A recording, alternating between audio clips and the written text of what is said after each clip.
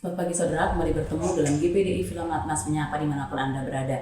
Firman Tuhan bagi kita pagi hari ini terdapat dalam 2 Korintus pasal 12 ayat yang ke-9. Saya akan bacakan untuk kita semua begini bunyi firman Tuhan.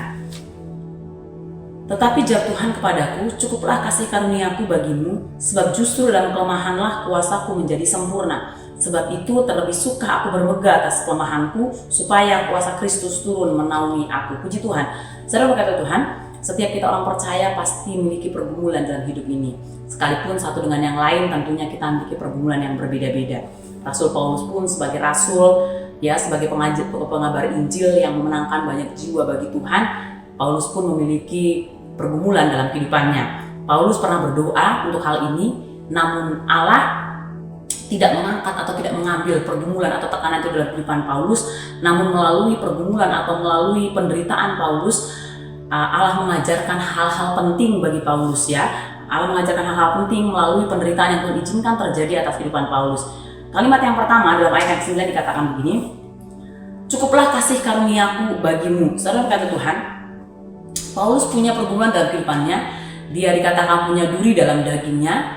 Dia telah berdoa kepada Tuhan, namun seolah-olah Tuhan membiarkan apa yang menjadi kerinduan Paulus. Saudara berkata Tuhan, namun dikatakan Paulus boleh melihat bagaimana dia berhasil dalam pelayanannya, bagaimana dia berhasil dalam pengabaran Injilnya, dia boleh menangkan banyak jiwa-jiwa bagi kemuliaan Tuhan, bahkan dia boleh berhasil dalam pengabaran Injilnya bagi bangsa-bangsa non-Yahudi, sekalipun ada kesakitan, sekalipun ada pergumulan atau sekalipun ada penderitaan dalam diri Paulus. Saudara berkat Tuhan, melihat dari keberhasilan Paulus dalam pelayanannya, sekalipun ada tekanan dalam hidupnya, sekalipun ada penderitaan yang menekan hidupnya, ini membuktikan bahwa keberhasilan Paulus dalam pelayanan itu bukan semata-mata karena kekuatan dan kemampuan Paulus, namun ada kasih karunia yang menyertai kehidupan Paulus. Saudara berkat Tuhan, dalam pergumulan kita, dalam kehidupan kita dan pengiran kita akan Tuhan, mungkin kita memiliki pergumulan, kita memiliki kerinduan bahwa Allah mengangkat apa yang menjadi mungkin tekanan dalam kehidupan kita. Namun kalau sampai saat ini seolah-olah Tuhan tidak menjawab doa kita, seolah-olah Tuhan membiarkan penderitaan itu atau tekanan itu tetap ada dalam kehidupan kita, mari kita mau melihat bahwa ini Tuhan izinkan terjadi untuk melihat kasih karunia Tuhan yang menyertai bagi setiap kehidupan kita. Dalam artian segala suatu kesulitan ketika kita berdoa kepada Allah, Allah tidak mengangkat, bukan karena Allah tidak mampu mengangkat, bukan karena Allah tidak sanggup menyelesaikan, bukan karena Allah tidak peduli dalam kehidupan kita, namun Allah memberikan kesempatan bagi kita untuk pertumbuhan rohani kita. Dalam artian Tuhan menjadikan itu ladang untuk kita dapat mengenal kasih karunia Allah yang bekerja di dalam diri kita, agar kita boleh melihat bahwa apapun yang dapat kita lakukan dalam kehidupan kita bukan semata-mata karena kekuatan kita, tapi karena ada kasih karunia Allah yang menyertai setiap kehidupan kita. Yang kedua, dalam kalimat yang kedua dikatakan begini, sebab justru dalam kelemahanlah kuasaku menjadi sempurna.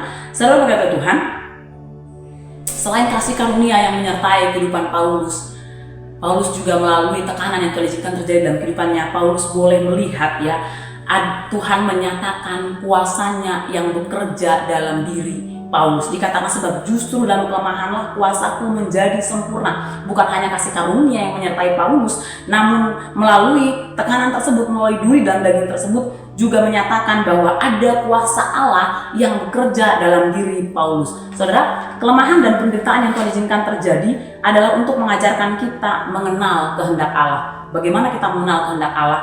Ketika kelemahan dan tekanan itu ada dalam kehidupan kita, mengajarkan kita untuk tidak berfokus pada kekuatan kita sendiri, tapi mari kita berfokus kepada kuasa Allah yang bekerja dalam diri kita. Ketika penderitaan atau tekanan itu tetap ada dalam kehidupan kita, mengajar kita untuk tidak mengandalkan manusia, tidak mengandalkan diri kita sendiri, namun kita mau bersandar, percaya, dan berserah sepenuhnya kepada Allah. Saudara berkat Tuhan, kehendak Tuhan dalam kehidupan kita sebagai orang percaya, Tuhan rindu senantiasa kita bersandar dan berharap sepenuhnya hanya kepada Tuhan. Bagaimana supaya kita tidak senantiasa mengandalkan kekuatan kita sendiri, kita tidak bersandar kepada pengertian kita sendiri, kita tidak mengandalkan manusia, Itu sebabnya Tuhan izinkan ada hal-hal yang mungkin kita bawa dalam doa, namun seolah-olah Tuhan membiarkan. Tapi ada hal yang Tuhan ingin nyatakan bahwa mari bersandar, mari berfokus sepenuhnya pada kekuatan Allah. Karena sekalipun dalam diri kita, dalam kehidupan kita ada pergumulan, ada tekanan, tapi kita tetap bisa berjalan menjalani kehidupan ini. Ada tetap kebaikan demi kebaikan yang Tuhan nyatakan dalam kehidupan kita. Itu membuktikan bahwa ada kuasa Tuhan yang bekerja dalam kehidupan kita, menguatkan dan memampukan kita dari hari ke sehari untuk tetap tinggal dalam kasih karunia-Nya Allah. Puji Tuhan, saudara berkati Tuhan, biarlah kiranya kebenaran firman Tuhan ini boleh berkati setiap kehidupan kita. Biarlah segala sesuatu yang Tuhan izinkan terjadi dalam kehidupan kita, mungkin doa-doa yang seolah-olah Tuhan masih abaikan, bukan karena dia tidak mampu mengangkat penderitaan tersebut atau menyelesaikan persoalan tersebut, namun di dalamnya Tuhan ingin menyatakan bahwa ada kasih karunia yang menyertai setiap kehidupan orang percaya, dan ada kuasa Allah yang bekerja di dalam diri setiap orang yang percaya kepada Tuhan.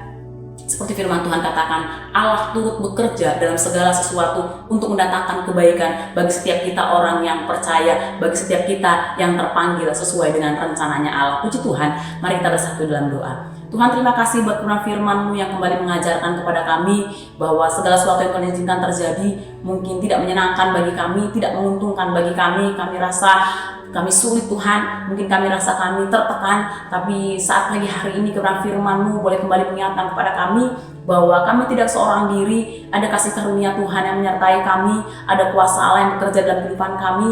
Ajar kami untuk senantiasa mengenal kehendak-Mu, sehingga kami boleh mampu bersandar dan berharap sepenuhnya hanya kepada kekuatan Tuhan, sehingga hari lepas hari kami boleh melihat pertolongan dan kemurahan Tuhan yang berlaku dalam kehidupan kami.